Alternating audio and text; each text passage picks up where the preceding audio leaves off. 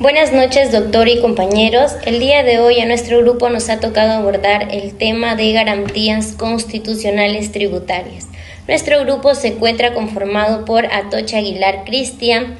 Oliver Heredia Rocío, Pérez Gavidia Janet, Tecén Sánchez Oscar y quien les habla Contreras Cruz Catherine. Bien, derecho tributario y la acción de amparo. A raíz de los constantes pronunciamientos del Tribunal Constitucional respecto a la inaplicación de intereses moratorios durante la tramitación en los procesos de amparo en relación con el impuesto temporal a los activos netos y la doctrina constitucional, fuera de ser una regla general para todos los casos, este no dejará de ser vinculante para todos los poderes, incluidos los públicos, ¿no? Sin embargo, luego de la sentencia emitida por el Tribunal Constitucional, hay criterios que el órgano tendría que resolver para identificar y saber las reglas vinculantes en cada caso, ¿no? Es necesario comprender mejor la acción de amparo, precisar algunos conceptos. En el artículo 200, inciso 2 de la Constitución del 93,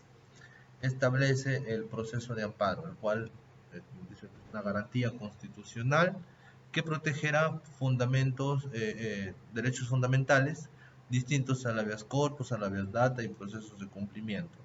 El amparo es un proceso que busca proteger los derechos fundamentales, los cuales tienen respaldo constitucional de forma directa, y es por eso que es considerado un recurso de tutela judicial con atención de forma urgente, como lo precisa Arroyo.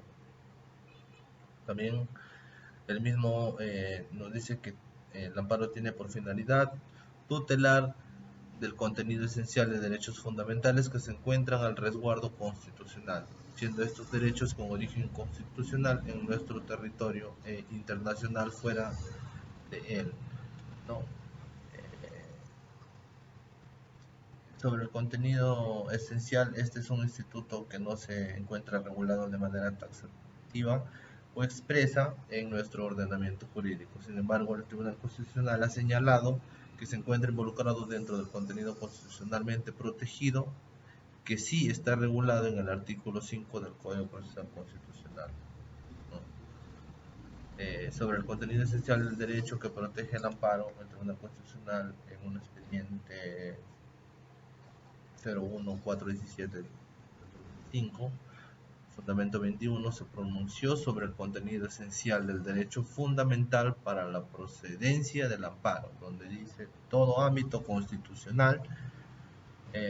constitucionalmente protegido de un derecho, todo ámbito constitucionalmente protegido de un derecho fundamental se conduce en mayor o menor grado a su contenido esencial, pues todo límite al derecho fundamental solo resulta válido en la medida de que el contenido esencial se mantenga incólume, ¿no? Para el amparo desde la Constitución es la garantía que protege los derechos fundamentales en los procesos constitucionales. Y en los procesos constitucionales continúa protegiendo estos derechos, considerando el artículo 37 del Código Procesal Constitucional, en donde todo ello en respecto de la supremacía de los derechos fundamentales de las personas, ¿no?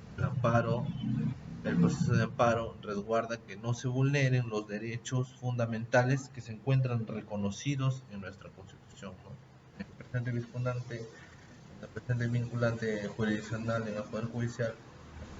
el Perú se encarga de la administración de justicia, teniendo que cumplir con la función esencial,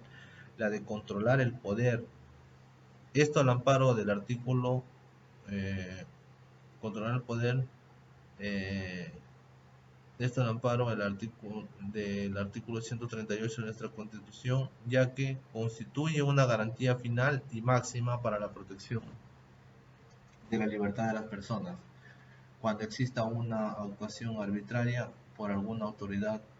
o entidad.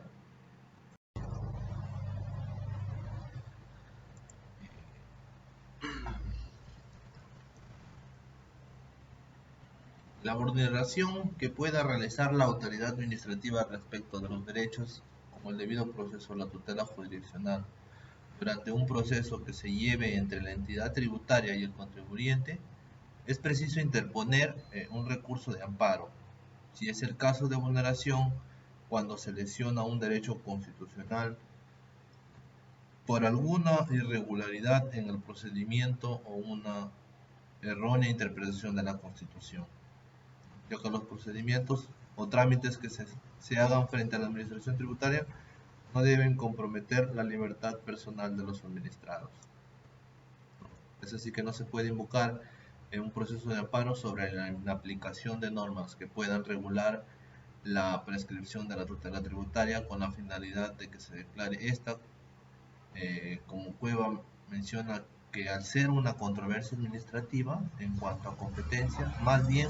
si se puede acudir administrativamente o si se encuentra agotada en la vía igualmente satisfactoria, en el caso contencioso administrativo.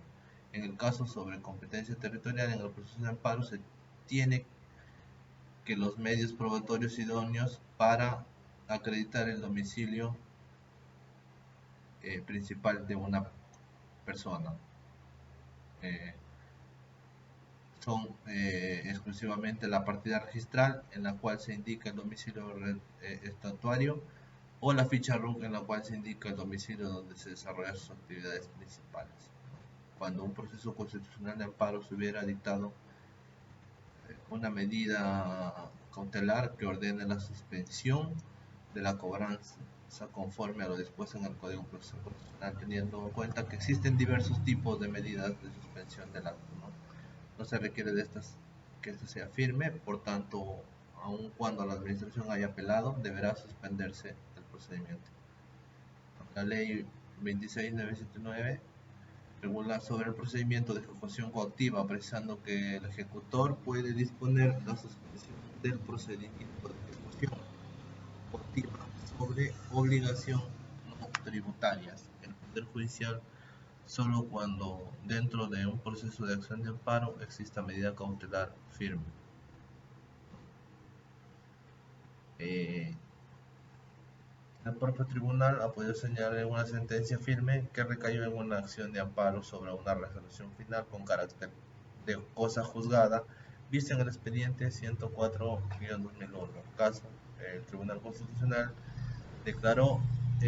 fundada la demanda de amparo interpuesta por la empresa telefónica del Perú contra SUNAT,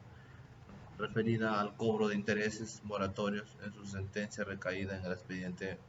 número 00225-2017. En el voto singular de los magistrados Blum, Fortini y Sardón de Taboada, ellos mencionan que existe una necesidad de brindar tutela de urgencia, asimisma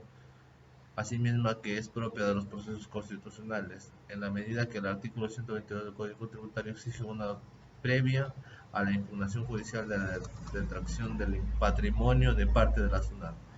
Esta debe ser cobrada por la citada entidad, lo cual afectaría al derecho o a la propiedad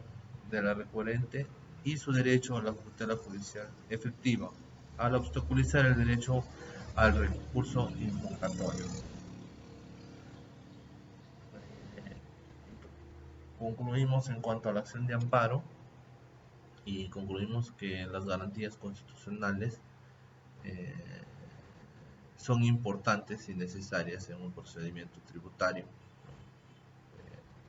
Es una alternativa como vía idónea para resolver una controversia que pueda recaer en la vulneración de derechos fundamentales de los contribuyentes y para un correcto uso de la administración de justicia. La acción de amparo es la opción precisa para proteger los derechos constitucionales que durante los procesos administrativos fueran violentados. Muchas gracias. Doy paso a mi compañero. Continuando con la exposición, hablaremos acerca de la acción de cumplimiento.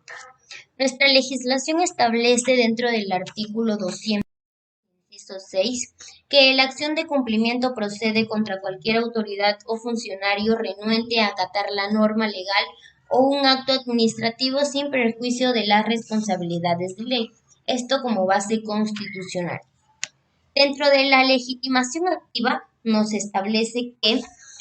la Constitución guarda silencio respecto de quién es el titular de la acción, como ya se expresó anteriormente.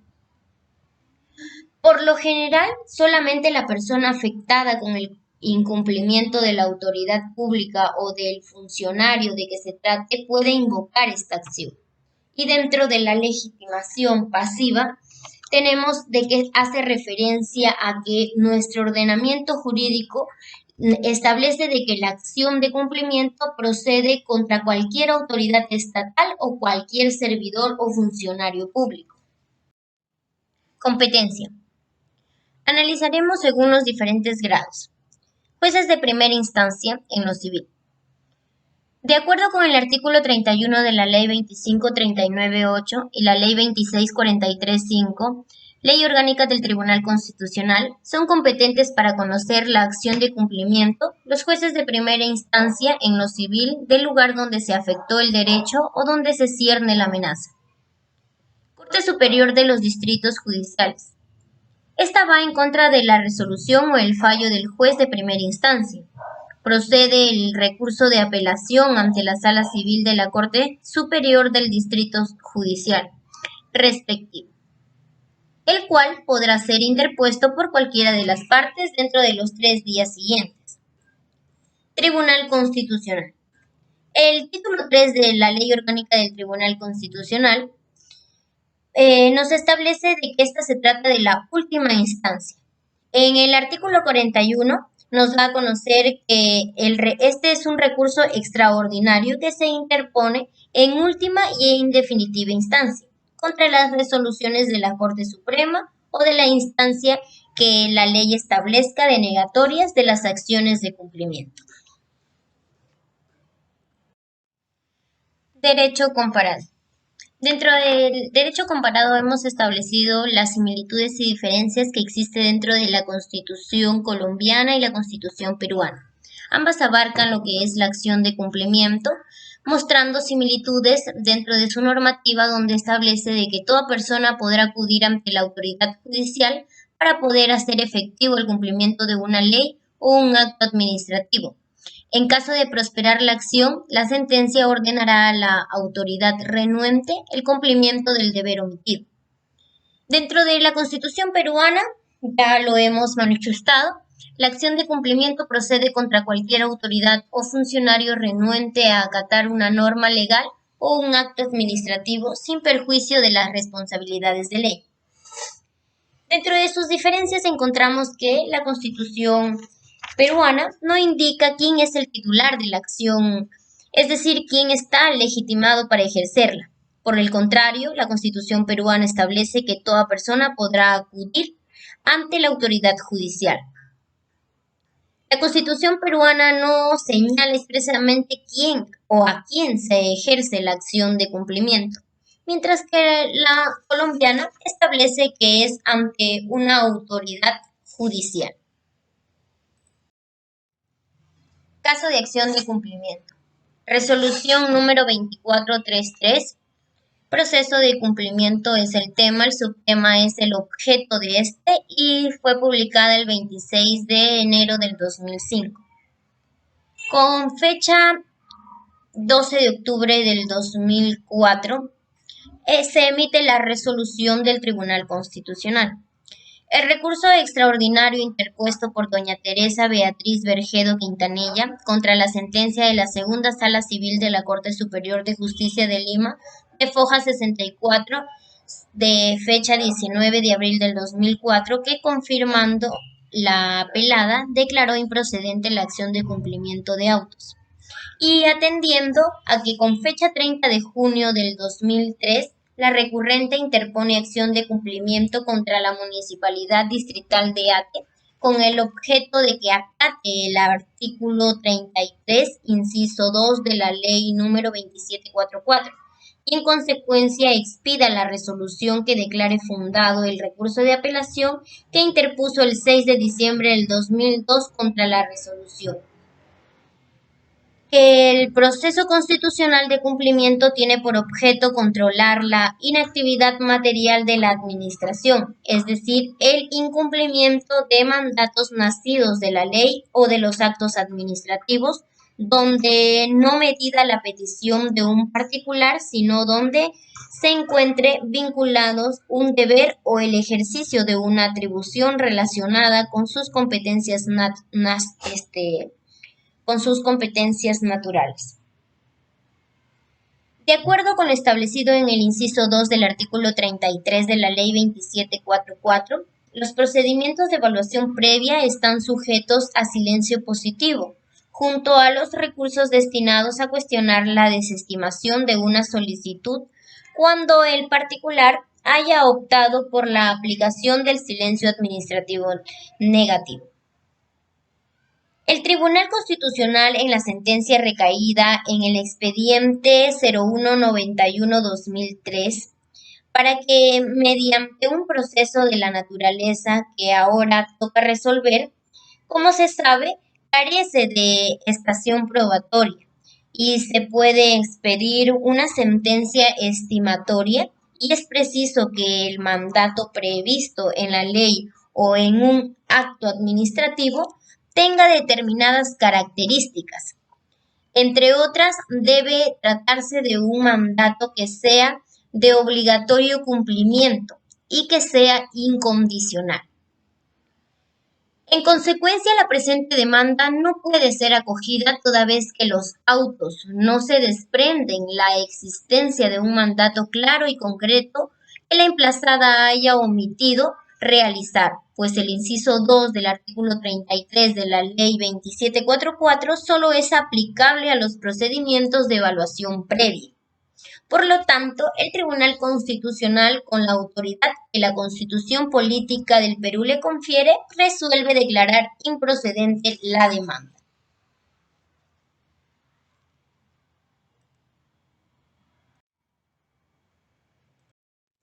¿Cómo se aplica en materia tributaria la acción de cumplimiento? Como hemos podido evidenciar en el trabajo, encontramos un sector de la doctrina que establece que no procede la acción de cumplimiento en materia netamente tributaria.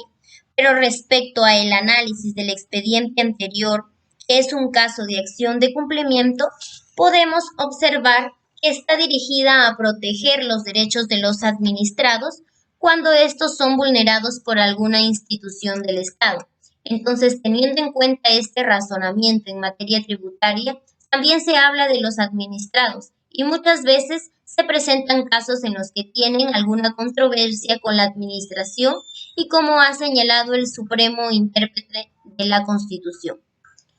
En el precedente constitucional vinculante emitida en el expediente 16.8/2005, ha señalado claramente que el proceso de cumplimiento tiene por finalidad esencial proteger el derecho constitucional de defender y exigir la eficacia de las normas legales y actos administrativos.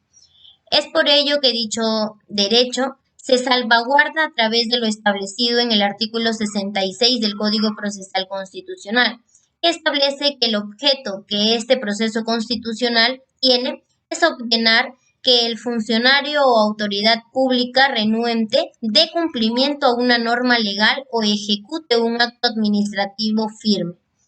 O también se pronuncie expresamente cuando las normas legales le ordenen emitir una resolución administrativa o dictar un reglamento.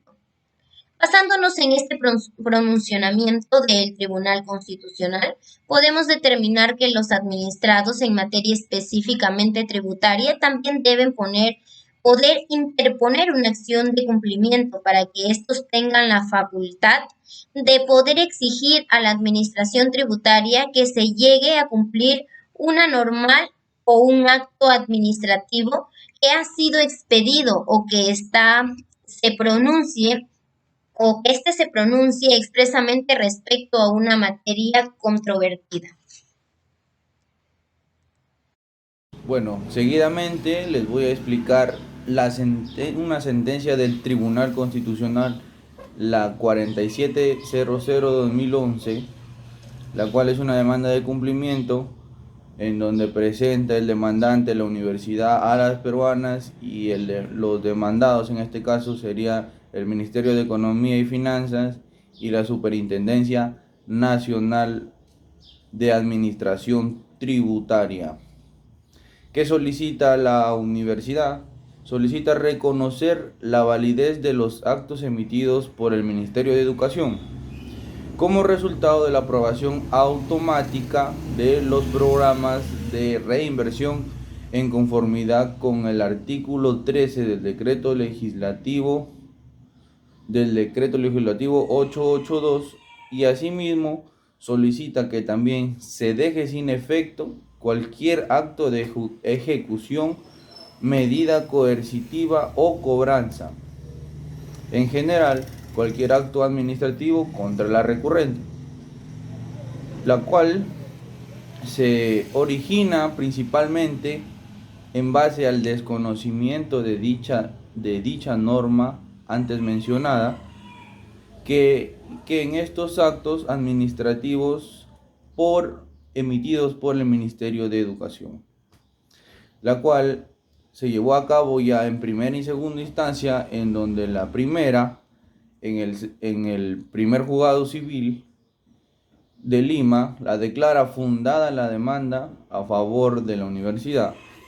pero mediante apelación y en la segunda instancia revoca la demanda de primera instancia y la cual la declara además improcedente. Como siguiente medida, la universidad tomó el derecho de ir a la vía extraordinaria a la acción a la demanda de cumplimiento, que es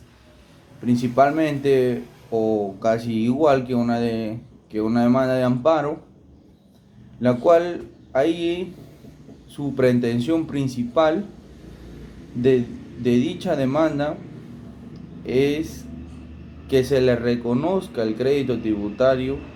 por reinversión de la educación a favor del recurrente, como antes mencioné, dispuesto por el artículo 13 del decreto legislativo número 882, la ley de promoción de inversión, educación, en donde ésta prescribe que no solo se va a realizar para infraestructura y equipamientos didácticos de un centro universitario, sino son exclusivos para también fines educativos de investigación que correspondan a sus respectivos niveles o modalidades de atención, así como para becas de estudios, y mediante este decreto supremo se aprueba o se aprobará la relación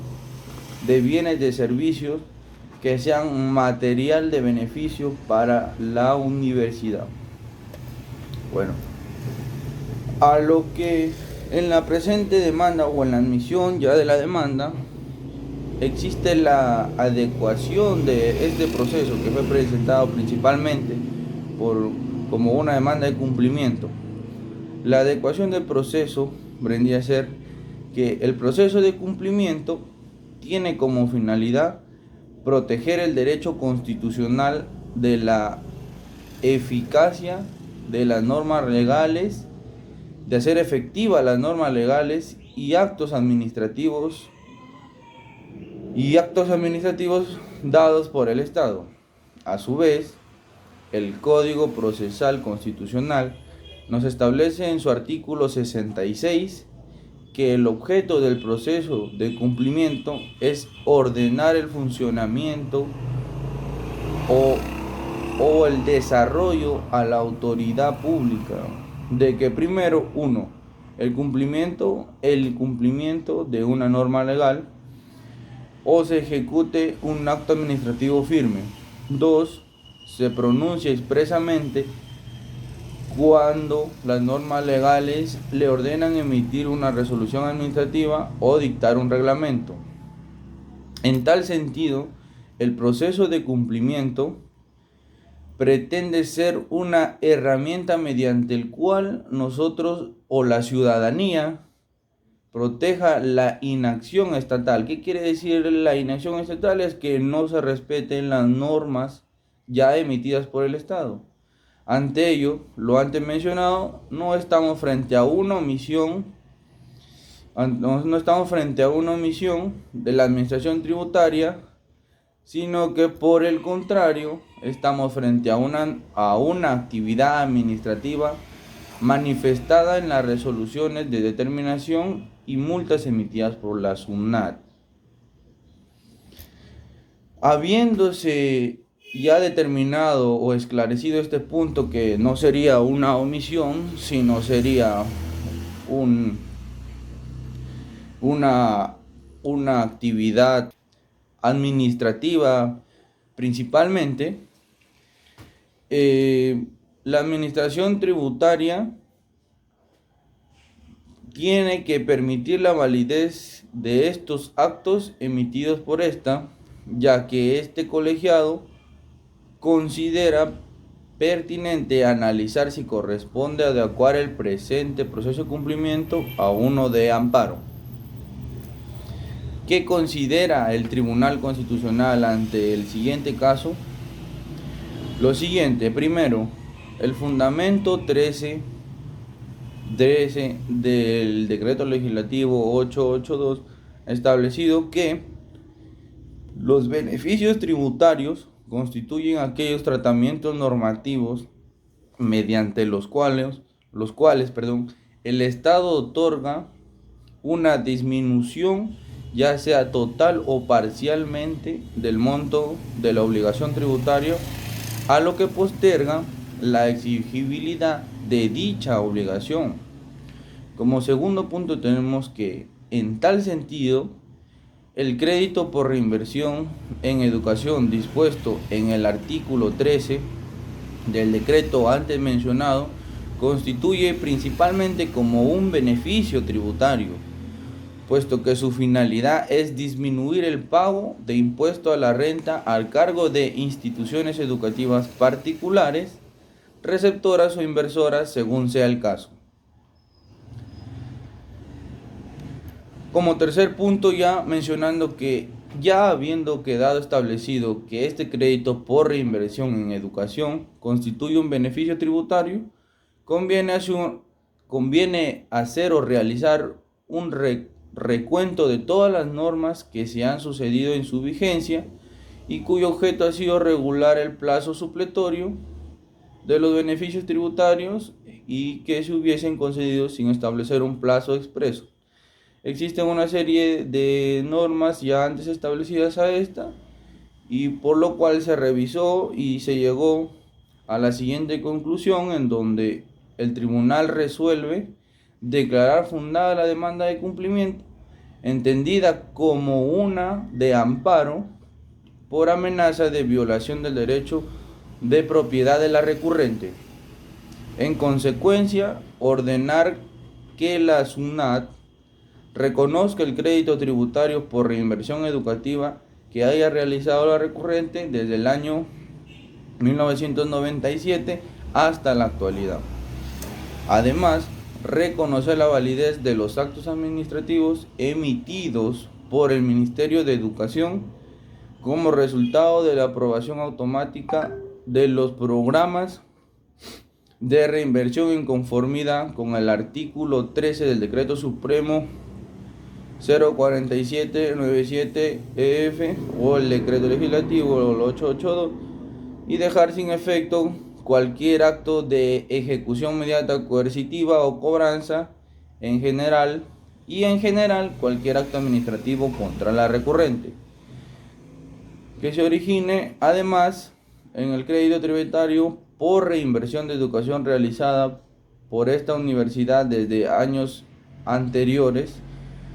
y reconocer los actos administrativos emitidos por el Ministerio de Educación. Esto sería todo de mi parte. Muchas gracias. Siguiente compañero.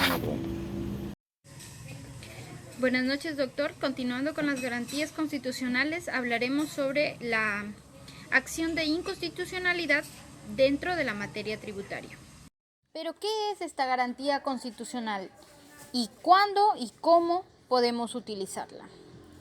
El proceso de inconstitucionalidad constituye un relevante mecanismo de vigilancia del poder de los sistemas democráticos, porque permite el fortalecimiento de la estructura estatal, al tiempo que posibilita la correcta protección de los derechos fundamentales. Es decir, esta garantía constitucional procede contra aquellas normas que tienen rango de ley que contravengan la Constitución. Además, va a ir en contra de aquellos decretos legislativos, de urgencia u otros que violen principios de respeto a los derechos fundamentales, los cuales son el derecho a la intimidad personal y familiar, al secreto bancario y la reserva tributaria, a la inviolabilidad de domicilio, a la libertad de residencia y tránsito, a la libertad de asociación, de propiedad, al secreto y a la inviolabilidad de los papeles privados, a la observancia del debido proceso y tutela jurisdiccional y a la motivación de las resoluciones judiciales.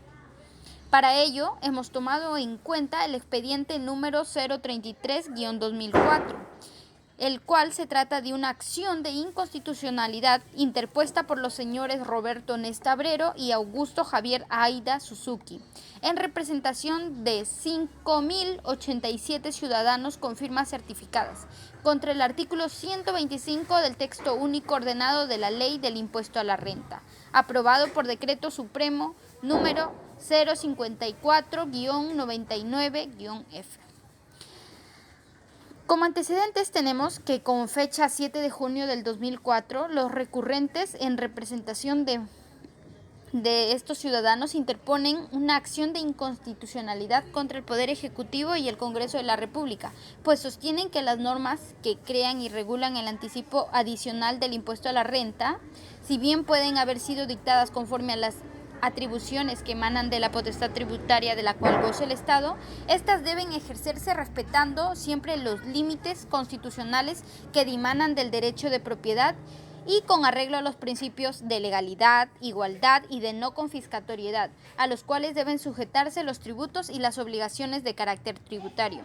y los cuales se han visto afectados con la expedición de los dispositivos legales denunciados. Para ello, el Procurador Público, a cargo de los asuntos judiciales del Ministerio de Economía y Finanzas, en representación del Poder Ejecutivo,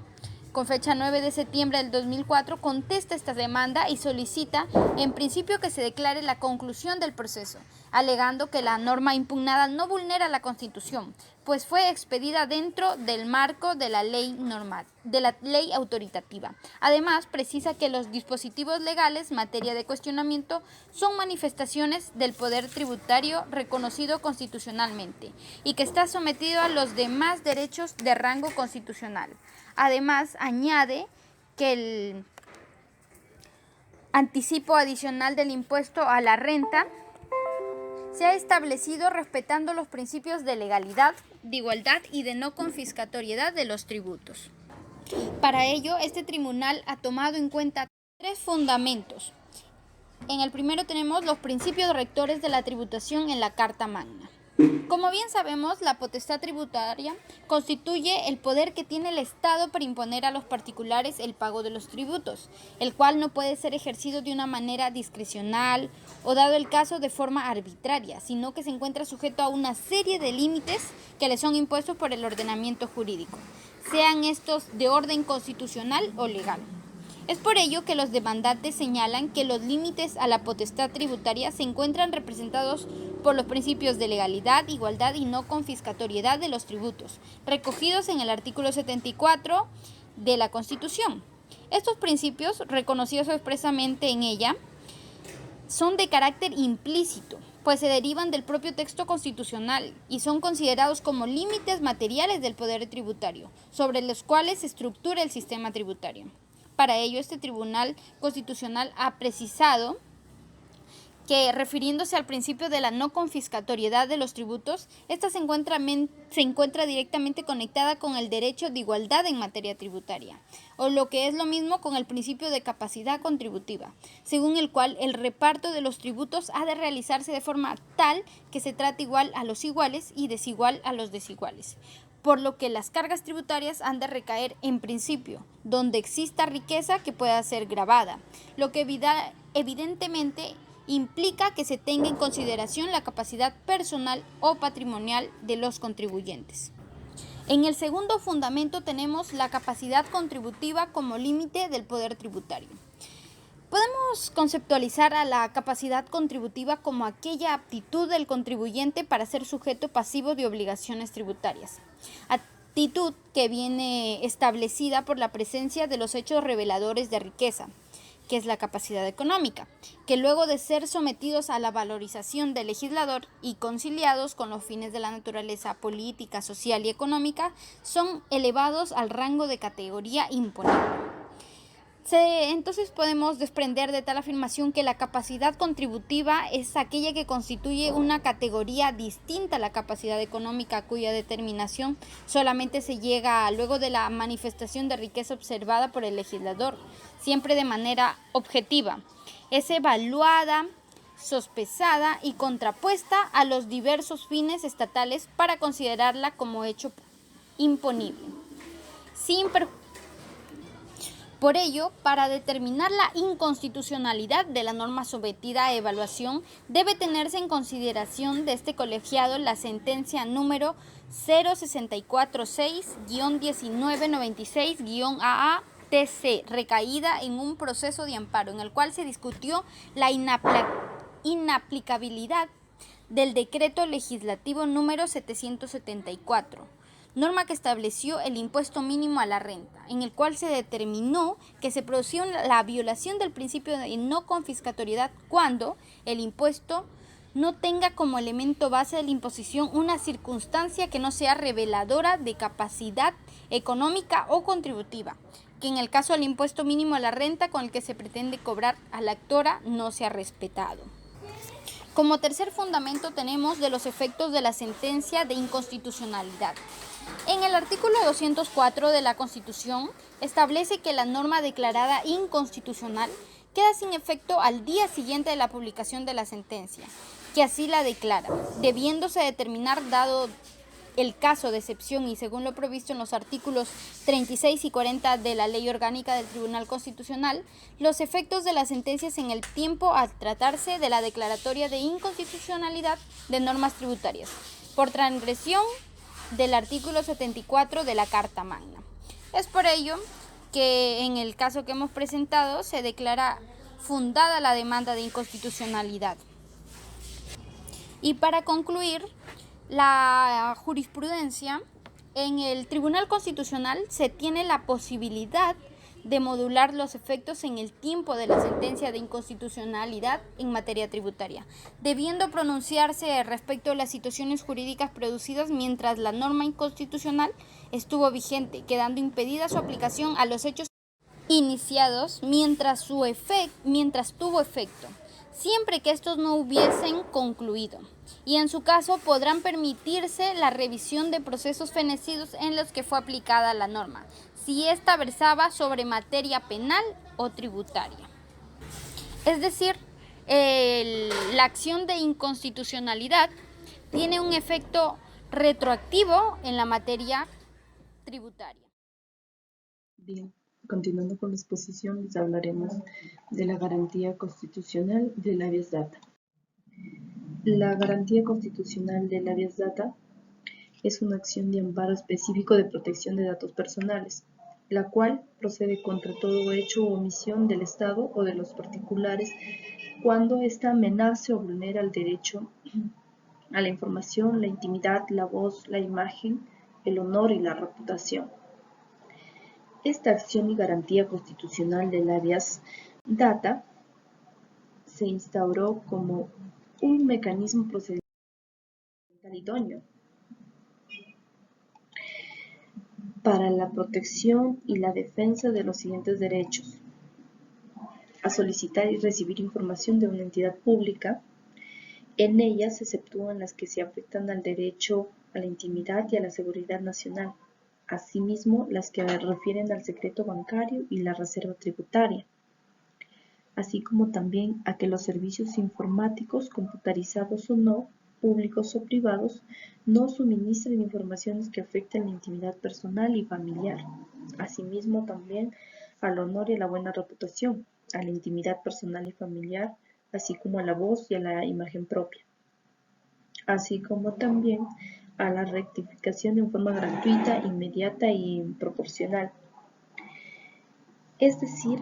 en síntesis, la acción del habeas data garantiza y protege el derecho de acceso, conocimiento y rectificación de la información pública y privada. Como también el habeas data ha sido establecido por nuestra Constitución como un remedio procesal destinado a proteger determinados derechos, en el cual, haciendo mención al artículo 65 del Código Procesal Constitucional, el cual nos establece que el habeas data se aplica el procedimiento que se diseñará para el proceso de amparo, aunque los jueces puedan adaptarlo a las necesidades específicas del acceso en virtud al principio de elasticidad. Así como también el artículo 62 del Código Procesal Constitucional establece que para la procedencia del habeas data se requerirá que el demandante previamente haya reclamado por documento de fecha cierta y que el demandado se haya ratificado en su incumplimiento o no haya contestado dentro del plazo establecido. Solo cabe recalcar que solo cabría declarar la improcedencia de la demanda de habeas data cuando no se refiere al contenido constitucionalmente protegido de los derechos del acceso a la información y a la autodeterminación informativa, así como también cuando se haya recurrido en la vía ordinaria para reclamar por cualquiera de dichos derechos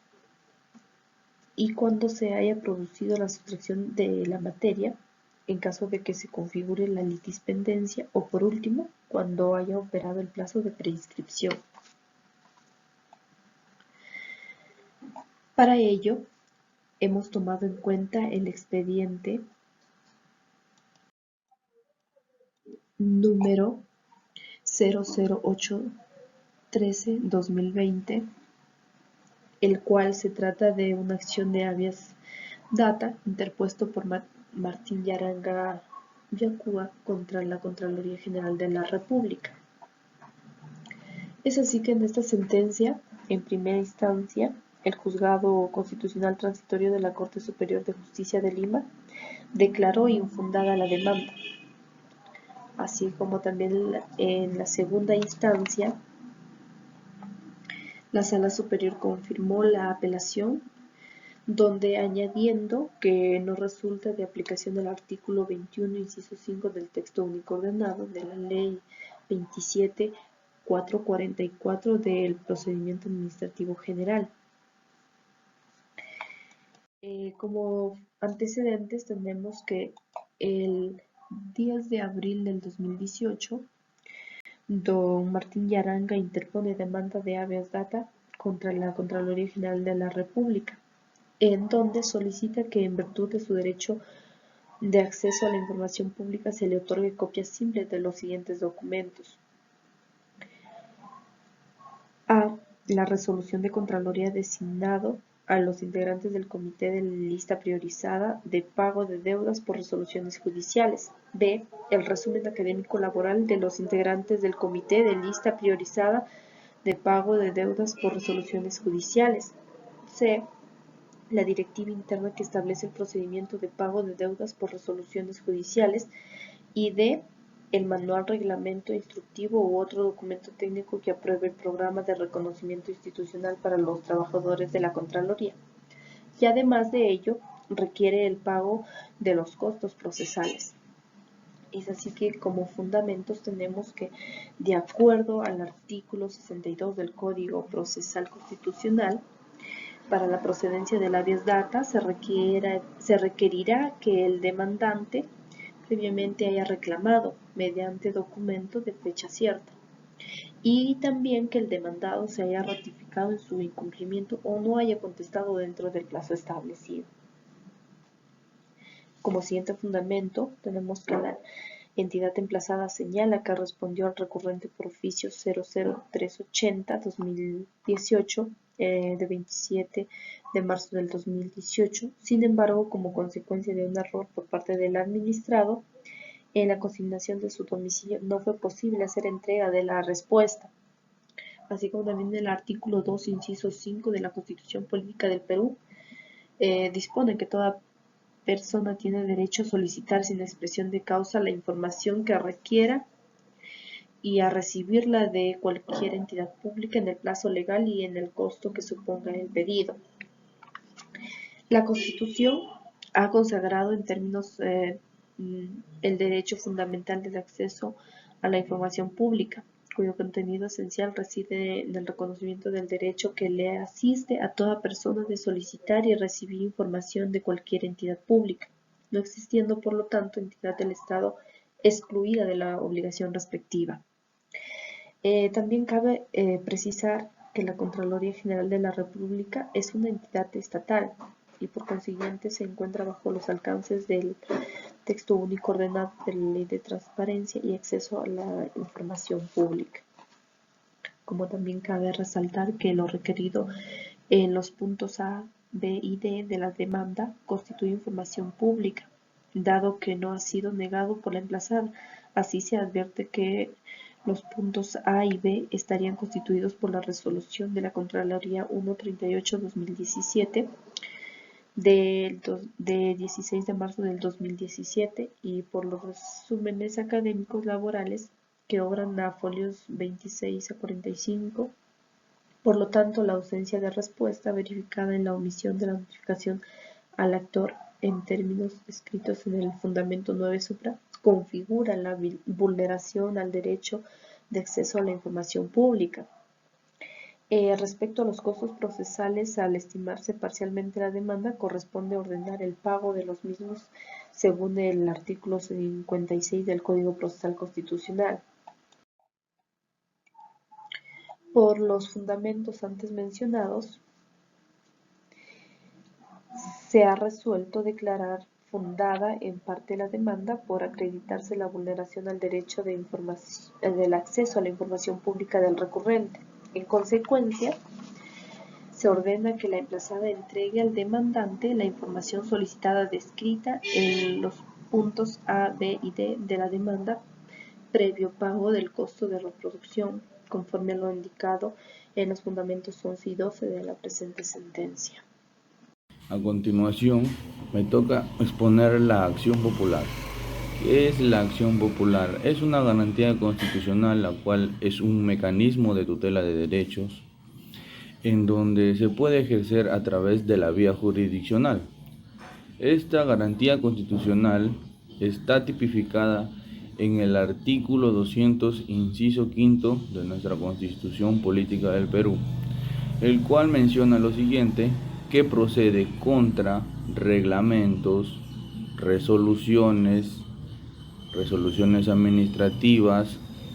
normas administrativas y decretos de carácter general, que a su vez el autor García Belaúnde menciona que el proceso o el procedimiento de acción popular es una suerte de control hacia el Estado, en la medida que puede ejercerlo cualquier ciudadano ante la administración pública, porque existen varios casos en donde el mismo gobierno transgrede un poco sus leyes ya dictadas muchos antes, a lo cual este autor se refiere que va a ser una suerte de control.